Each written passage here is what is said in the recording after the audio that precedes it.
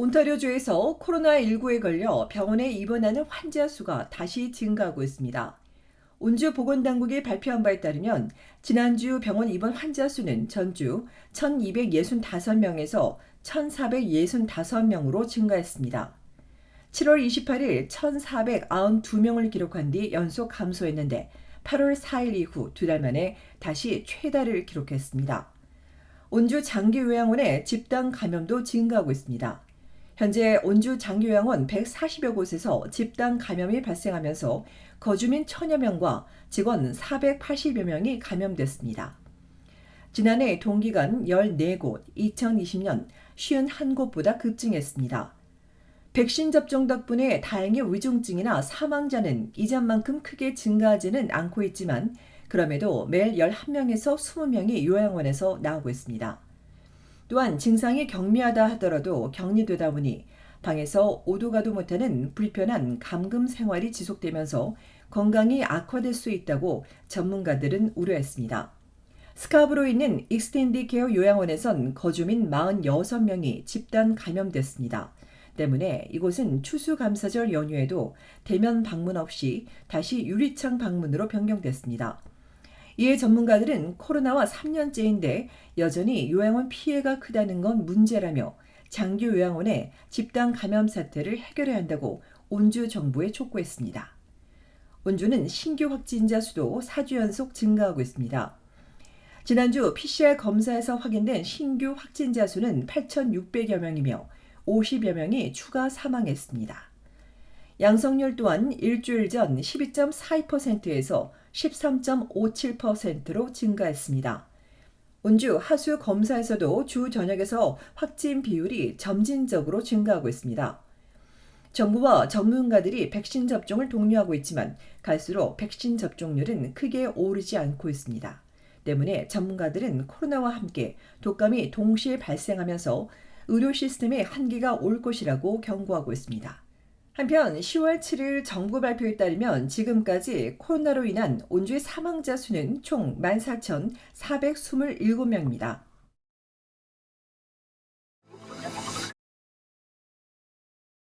국제통화기금이 세계적인 리세션 리스크가 높아지고 있다고 경고했습니다.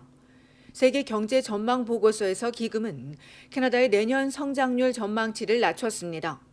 기금은 지난 7월 밝힌 내년 캐나다 성장률 전망치 1.8%에서 1.5%로 0.3%포인트 낮췄습니다. 연방중앙은행이 예상한 2.2%보다 낮은 수준입니다. 내년부터는 글로벌 경기 둔화가 본격화하면서 캐나다도 경제 성장 속도가 떨어질 것으로 기금은 전망했습니다. 다만 올해 캐나다 성장률 전망치는 3.3%로 기존 전망치인 3.4%보다 0.1%포인트 낮춘 데 그쳤습니다. 기금은 올해 세계 경제 성장률은 7월 전망과 동일한 3.2%를 유지했습니다. 그러나 고물가 장기화와 우크라이나 전쟁, 금리 인상과 코로나 재확산, 중국의 경기 둔화 탓에 아직 최악은 오지도 않았다며 폭풍 구름이 엄습하고 있다고 기금은 경고했습니다. 강달러 현상과 신흥국 부채 등 각종 위험 요인이 지속되면서 세계 경기를 끌어내릴 위험이 높다고도 덧붙였습니다. 때문에 내년 세계 경제 성장률은 기존 전망치인 2.9%에서 0.2%포인트 내린 2.7%로 내다봤습니다. 앞서 2021년에는 세계 경제가 6% 성장한 바 있습니다. 이외 미국의 올해 예상 성장률은 1.6%로 7월 2.3%에서 0.7%포인트 깎였고 내년 성장률은 7월과 동일한 1%로 예상됐습니다. 미국 경제가 중국, 유럽과 함께 정체되고 있다고 기금은 진단했습니다. 기금은 실업이 증가하고 경기 침체에 빠지더라도 인플레이션 관리가 최우선 과제라며 각국 중은에 인플레이션을 통제해야 한다고 요구했습니다.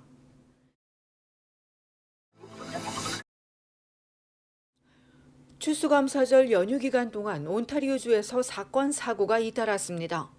놀수욕 서쪽에선 총기 난사 사건이 발생해 한 명이 숨지고 두 명이 중경상을 입었습니다. 사건은 지난 일요일 저녁 7시 20분쯤 더프렌 스트리트과 핀치 애비뉴 웨스트 인근에 있는 스포츠 경기장에서 발생했습니다. 총을 든 용의자가 축구 경기장으로 들어와서는 총을 난사한 겁니다.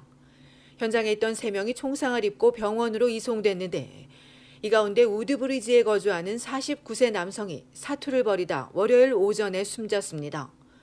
토론토에서 발생한 56번째 살인사건입니다. 또 다른 피해자 2명 중 1명도 생명이 위중한 것으로 알려졌습니다.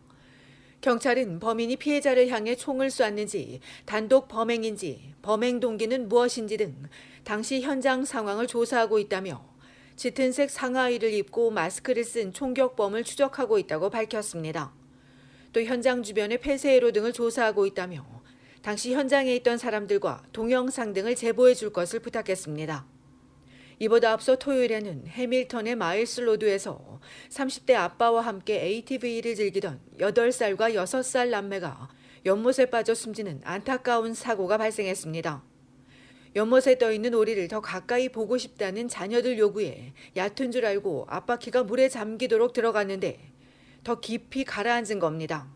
이곳은 9m 깊이의 연못으로 아이들의 안전벨트를 풀지 못한 아빠가 연못에서 빠져나와 근처 민가에 도움을 요청하고 수색 작업을 벌였으나 너무 늦게 구조돼 아이들 모두 숨졌습니다. 이 밖에도 일요일 아침 10시 20분에는 놀스역 서쪽 베덜스트 스트리트과 스틸스 애비뉴에서 한 행인이 버스에 치이는 사고가 발생했습니다. 이 사고로 남성 1명이 크게 다쳐 병원으로 이송된 가운데 한 식당에선 자해극을 벌인 남성이 체포되기도 했습니다. 어제 새벽 윌슨 애비뉴 북쪽 킬 스트리트 2861번지에 있는 레스토랑에서 한 남성이 바리케이트를 치고 자해극을 벌이다 검거됐으며 다행히 다친 사람은 없는 것으로 알려졌습니다.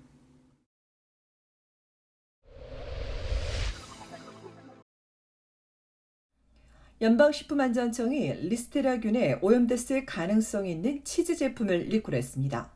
리콜 제품은 네이처스 베스트와 자바 12 브랜드의 모짜렐라 치즈와 체다 치즈 제품으로 150g과 170g, 800g들이 제품 6종이며 온타리오와 퀘벡주에서 주로 팔렸으나 전국에서 시판됐을 가능성이 있습니다.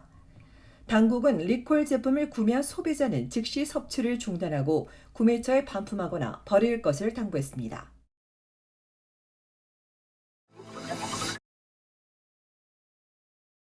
온타리오주 토론토 경찰이 다운타운에서 발생한 성범죄 강도 사건의 용의자를 공개 수배했습니다. 경찰에 따르면 용의자는 지난 6일 밤 9시쯤 블루지스 웨이와 네이비 왈프 코트에서 피해 여성을 상대로 성범죄를 저지른 뒤 귀중품을 빼앗아 달아났습니다. 범행 당시 토론토 랩터스 야구 모자에 푸른색 자켓, 검은색과 흰색이 있는 운동화에 군복 디자인의 녹색 백팩을 들었던 용의자는 45세 남성으로 폭행과 무장폭행, 성폭행과 강도 혐의를 받고 있습니다. 경찰은 용의자가 권총을 소지했을 가능성이 있다며 목격하더라도 접근하지 말고 911에 신고해 줄 것을 요청했습니다. 이 밖에도 토론토 경찰은 어젯밤 9시 영과 웰슬리 스트리트에서 여성의 얼굴을 가격하고 달아난 40대 남성 용의자의 이미지를 공개하고 적극적인 제보를 부탁했습니다.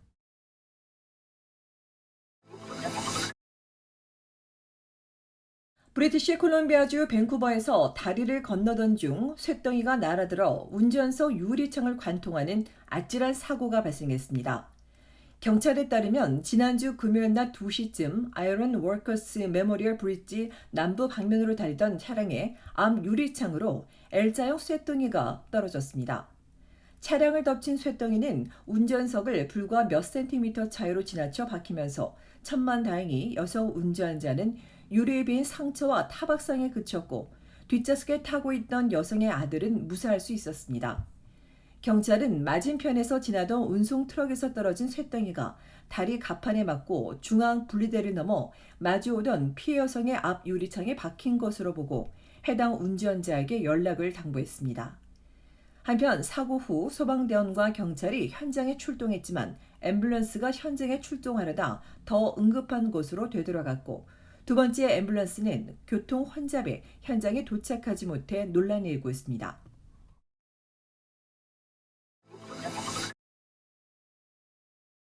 멜라니 졸리 캐나다 외교부 장관이 판문점과 부산 유엔기념공원 등을 방문했습니다.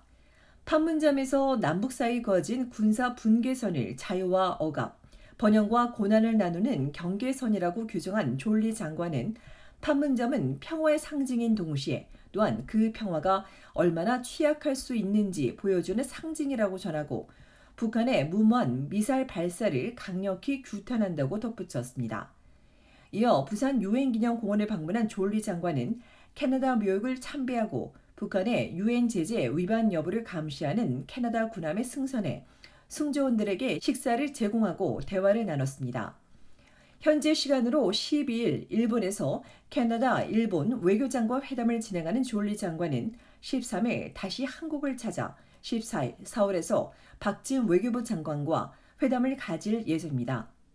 두 장관은 지난달 열린 한국 캐나다 정상회담에서 합의한 사항의 이행 계획을 점검하고 내년에 수교 60주년을 맞는 양국 관계의 강화 방안을 논의할 것으로 알려졌습니다.